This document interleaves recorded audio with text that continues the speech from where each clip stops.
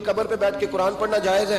لو دلیل سن لیں، مشکات کی حدیث ہے کتاب الایمان میں، رسول پاک پڑھیے درود شریف صلی اللہ تعالی علیہ وسلم۔ حضور صلی اللہ علیہ وسلم نے حضرت سعد بن معاذ کا جنازہ پڑھایا، پھر حضور قبر پہ کھڑے ہو گئے اور نبی پاک تسبیح پڑھنے لگے، سبحان اللہ والحمدللہ ولا الہ الا اللہ واللہ اکبر۔ پھر حضور نے پڑھا سبحان اللہ والحمدللہ ولا الہ الا اللہ واللہ اکبر۔ حضرت انس بن مالک کہتے ہیں حضور کے چہرے کا اچانک رنگ بدلا، آنکھوں میں آنسو آئے، حضور نے زور سے پڑھنا شروع کر دیا سبحان اللہ والحمدللہ ولا الہ الا اللہ واللہ اکبر۔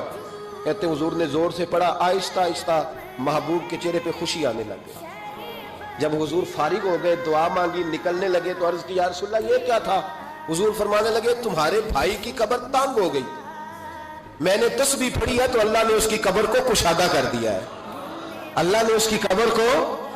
تو پھر اس کا مطلب ہے قبروں پہ کھڑے ہو کے تلاوت کرنا، عبادت کرنا، ان کے لیے کوئی تسبیحات پڑھنا، یہ نبی پاک کی سنت ہے۔